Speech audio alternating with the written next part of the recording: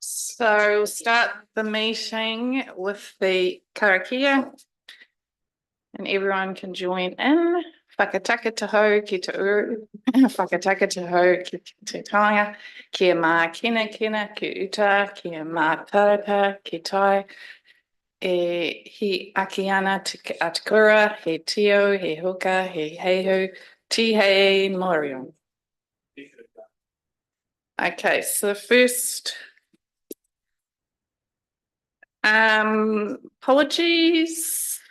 Phil's an apology.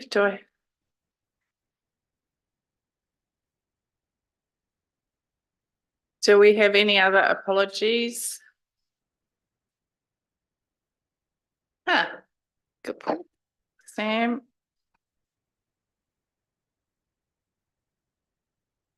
And no more. Can I have I'll move those apologies. Can I have a seconder, please? Councillor Lyle, thank you. All those in favour, say aye. Aye. Against? Carried. Identification of extraordinary business. There's none. Any conflicts of interest? Nope.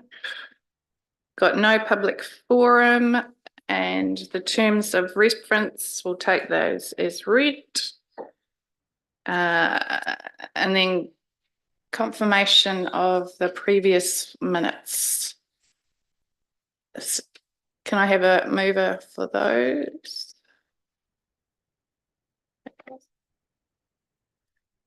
Elizabeth, seconder, Lydia. Any discussion on the minutes?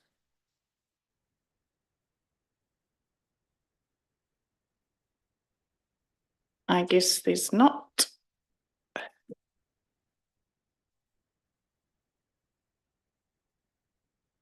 So those in favour that we accept the minutes, say aye. Against? Carried.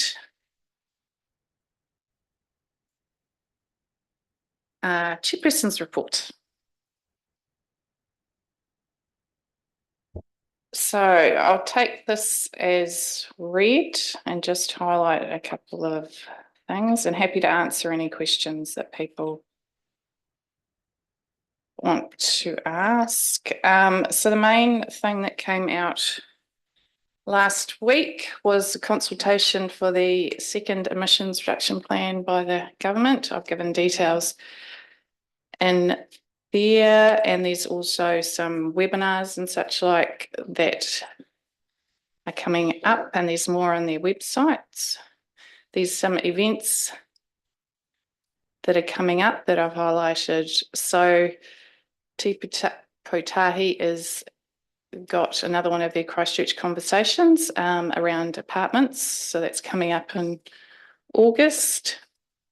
I also forgot to put in that Lincoln and Envirotown has got a repair cafe coming up on the 10th of August, and that's at our Rediscover Centre at the Pines Resource Recovery Park. And so they're planning to provide repairs on bikes, electrical and electronics, household appliances, and clothing. Is there any questions, concerns about my report? Deborah. Thanks for your chairperson's report.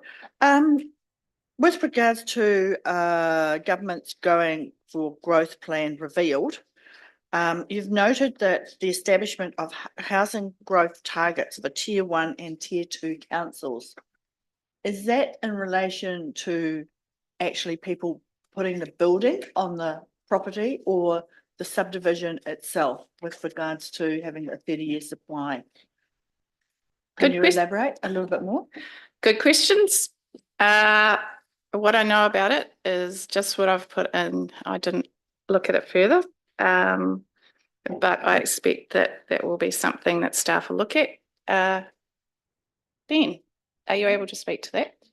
I'll try and add some more. I think those targets are like the bottom lines currently in the plan, kind of like the minimum that we're to enable across the district. And just working through what the process for actually figuring that number out, and we'll keep working with them on that as well.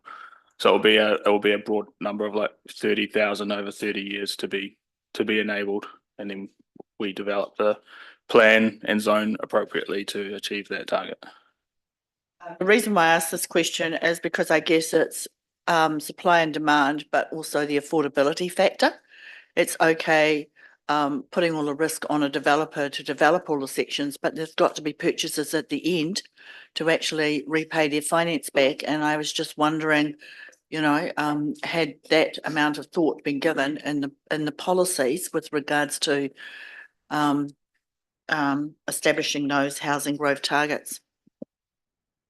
Yeah, that'd be something we could raise with them. I think the targets were just initially starting with the stats population projections and using that as a basis for the target. But I don't think it has had conversation around affordability or all of that, but that's stuff we can raise with them as they flesh it out.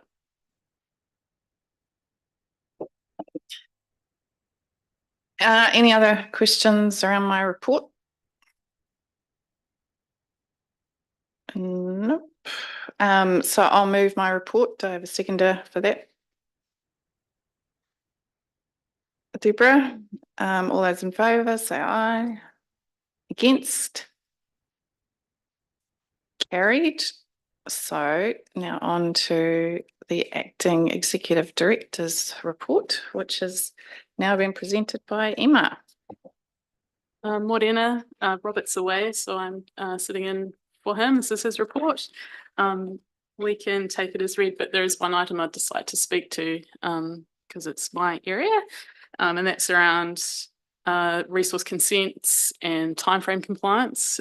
So at the end of last year, the numbers of resource consents coming in the door really started ramping up, and in February, statutory timeframe compliance stats took a bit of a dip. And we talked to you about that in March. Since then, we've brought on a number of consultant planners to assist us with the workload. And we were getting back under control sort of through April, May. But then we had some record-breaking months in terms of applications received. So in May, I think we received around 113 consents, which was an all-time record for the council. And then in June, we broke that record again with 125. And I can tell you that this month, with a week to go, we're already up to 90. So yeah, there's been a bit of a deluge. And in June, I guess part of June stats will be related to the new development contributions policy. So the policy that applies is the one that applied when you lodged your consent. So we had a bit of a rush in June to get subdivision consents in. I think we received around 40 subdivision consents, which totals 2,600 new lots for the district. So that's very significant. And just in terms of the workload, so for the period January to June, we received 48% more applications than we did for the same period last year. So just a bit of context, a significant amount of work. And I feel like the work that we did sort of through March and April to add more capacity to the team's just been absorbed by all this work that's come in sort of through May, June, July. So we are still struggling with timeframe compliance. It's hovering around 75%. Obviously, we would like it to be much better than that. And what are we still doing about it? So we've still got some new software to come online. We're hoping that that will be online in September. It's called Rico. It helps the planners pull together their planning assessment. So sort of automates some stuff with the district plan to bring that through into a Word document and sets up our planning framework. But we can kind of use that for a number of things, sort of in the way that we engage our engineers in the process, or outside experts, or ECAN or Mahanui. So we're not doing things 4 times. We can just kind of do it once and generate correspondence for all of those parties. So the stats on it are that it will save sort of 3 to 4 hours potentially per application, which is a huge time saving for us. ECAN and a number of private planning consultancy, particularly in Auckland, are using this software. And yeah, so we hope to have that rolled out to the team by September, and we'll make a bit of a difference. We are recruiting at the moment, and I have a business case in for more permanent staff to try and deal with this workload. We've got 12 consultants on the books that we are allocating consents to regularly, and we are constantly looking at ways we can tweak our processes to make us more efficient. So yeah, that's a bit of an update on that. Sharon? Emma, do you just want to, maybe if you covered it off and I didn't quite hear, my apologies, but you've also now got the ability to monitor where we're at with regards to consents, which is what we didn't have before. So we've moved from manual. Would you just like to talk about that as well? Yeah, Which sure. just helps. It's all part of the quality improvement program you've got going on there. Yep, sure. So I have a dashboard that's been built for me by the IT team. So previously, getting any sort of information about how our function was performing was a very manual process, and we would be able to generate a report that was a PDF document, a listings of consents. You've probably seen them. They look like they were printed in 1995. So now I have a new dashboard where I can see almost live data about the number of applications that we have in, what they are, who they're allocated to, how many working days they're on. It's just revolutionary for me. So yeah, you need to be able to see the problem in a graph to be able to try and manage it. So that's a huge step forward. Sorry, Madam Chair, can I add one extra? Yep. I think what's really important is that Emma and Bob are leading a focus on customer service. And that's really important in terms of, and that comes down to communication. You know, we frequently hear that there's a perception that council don't get back to staff, and some of that is very real. So in terms of there's a piece of work in progress about following up, going back to our community in a timely way. There's also going to be some regular comms come out from that group out to the community to say what's going on, to keep people informed, and that will be in hard copy and soft copy. There will also be some evenings held for industry, to invite industry in, to have open conversations with developers about where we are at, how we're tracking. And we're very conscious of the fact that with the district plan that's come in, and we're running 2 district plans, whilst there was good communication that went out around the district plan, actually we haven't followed up to talk about the process as we step through, that we're having to use 2 district plans until such times as all the reviews are complete. And again, that gives some explanation. I'm not saying everybody would like the rationale behind why some of our workload is as it is, but at least people will know and understand. So we've got significant work, and I don't know when the first comms is going to go out, but I know you've been working with Sarah. So I guess I just wanted to give councillors confidence that we know there are some challenges, and we're trying to have that customer service focus. And these are the range of things that we're doing to try and improve. Malcolm? Thanks for your report. Heading into the new year, the figures were we were 30% down on the year before as far as new build consents. So we can say that's well and truly over now. I think that, well, Vanessa might be able to talk to that, but there might have been building consents, but for resource consents, there's been no let up. Yeah. Okay, thank you for that. Now, I heard you talk of a dashboard. Is that, I remember the old figures we used to get in you're right, it was a probably a Windows 95 document actually. Shows I've been around the table too long. Are you going to share that dashboard with us at some Yes, that is on my to-do list, is to share it with you, but also have it published on our website so that community can see as well where we're at. Right, thank you. Lydia? I just wanted to ask, and you might not know this, but I was just wondering, do you have any idea what the potential loss in DCs is with the rush of resource consents that were in June? Because I believe there was quite a few out my way. And I think we were hoping to collect DCs on the change in policy. It'll be significant. 2,600 lots is significant. I don't have the figure though, but we can do that maths. Yeah, sorry, I'm going to chip in, but Yeah. it's really important that in terms of we have taken some advice, because if the consents that have come in that aren't complete, then they don't hit the time frame. So that's actually step one, is understanding what is complete and what is not, and that will factor in and help the understanding. I don't think we've quite completed that piece of work, but that is step one, because if they've come in and they're not complete, then they don't meet the threshold for the time frame. Very good. Thank you. Sophie? Yeah, I just wanted to say thank you to everyone who's done the report around when the Parliamentary Commissioner for the Environment came. That's really good to see that all set out, and also the census submission, just because data and knowing where, well, on the one hand, one of them is, recommendations for changes in legislation. There's plenty of that going on, so hopefully his report and all that, it's interesting to see just how much of it, like, it was a really interesting session, but there's actually very little that we can action without a change in legislation. So I almost find myself wishing for more change for once.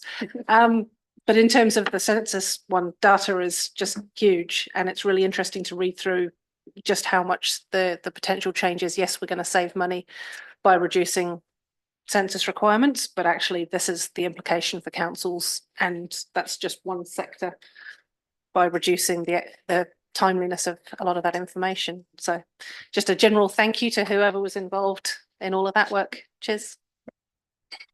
Thanks to Sophie. And that leads me on to, there's a few comments I want to make regarding that section, response to queries from the chair. So you'll remember the e-bike letter that we sent through to the previous government, which I'd requested was updated, and you see updated to be relevant for this government, and then has been sent. You'll see that the updated letters and what was sent are in the appendix A to this report. If anyone wants to see what the changes were, I do have tracked changes of that letter. The response to the Parliamentary Commissioner put the urban ground truths, and I've just had a discussion with Emma about this yesterday. So my thoughts are that, okay, that there is a number of these things that are responsibility of the Ministry for the Environment. But I also think, because of the way that our district is changing so much, and soils is a particular one has been talked about, and as questions have been raised about with the soils and what we're doing about soils, there are maybe some discussions that we could have, and talk to them about this, with developers about what they are doing with the soils at the moment, and such like, and what is their process around doing that.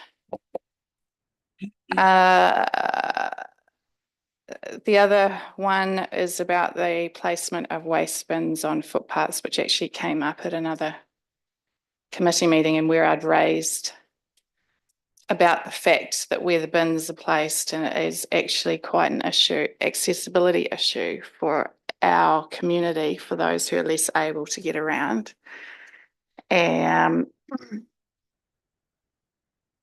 So my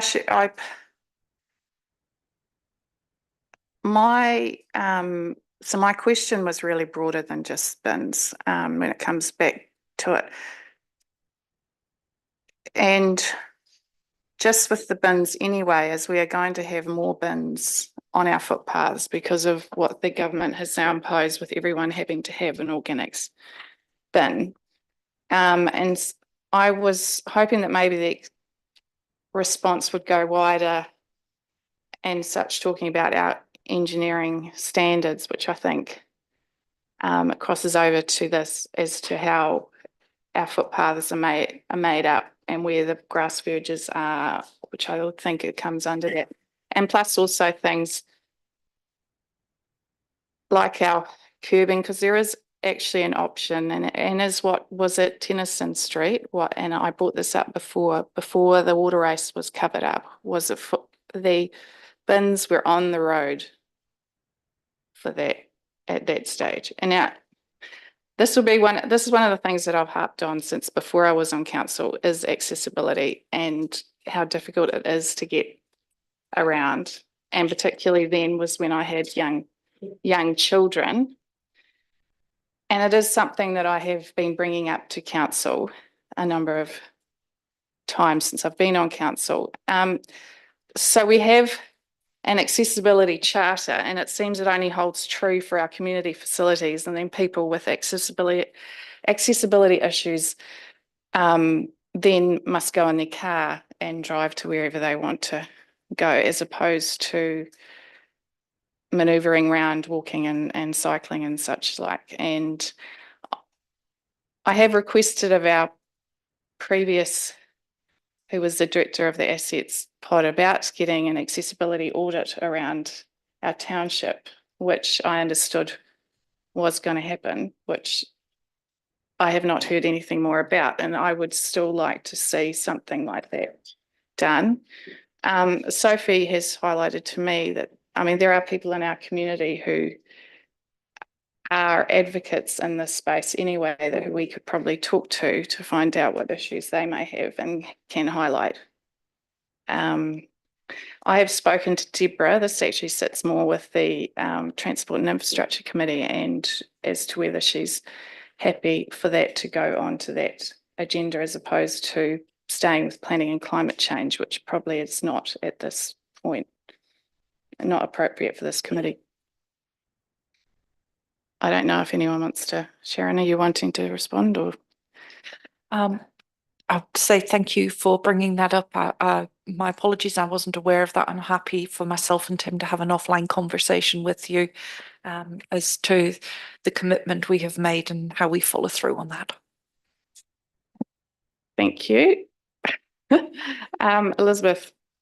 Sorry, I was trying to get in on the development and growth with Emma before we jumped onto the e-bikes.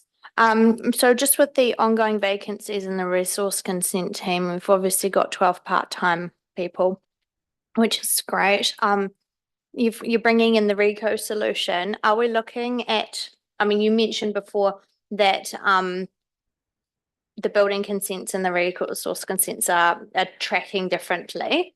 Is there a chance that resource consents may in the future, with these different changes, like RECO, et cetera, that it may change in terms of our staffing requirements? Do you see that there's a potential that we won't need to fill those vacancies, and what's happening with the vacancies currently, given you've got 12 part-time consultants? Yeah, so the first point I make is that resource consents is cost recoverable. So these positions pay for themselves through fees and charges. The 12 consultants, the consultants can plug a gap, but probably in any area, consultants don't do as good a job as what in-house staff would. We can't expect a consultant to turn up and know exactly what we need of them. There's an element of training and information sharing that takes up a lot of time from our staff. So there's a lot of churn there. So having in-house staff, it would be a much better and more efficient solution for us. And the fact that we have 12 of them, we're allocating to them, they work for us on a part-time basis, but we're allocating them as much work as we are our own full-time staff. So, and the fact that we have 12 of them says to me that we do have a resourcing gap. Even bringing on a solution like RECO, I think it still checks out that there's a gap there.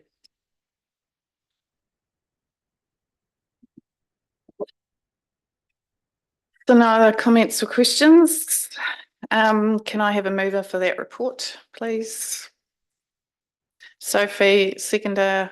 Bob, all those in favour say aye. Against? Carried. And I think that is the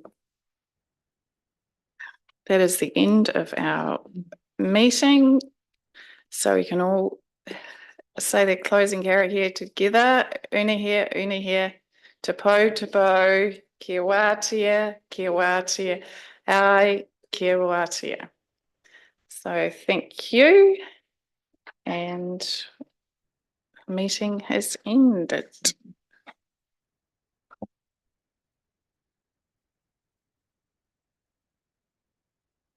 Can you please advise whether the live streaming has stopped? Yes.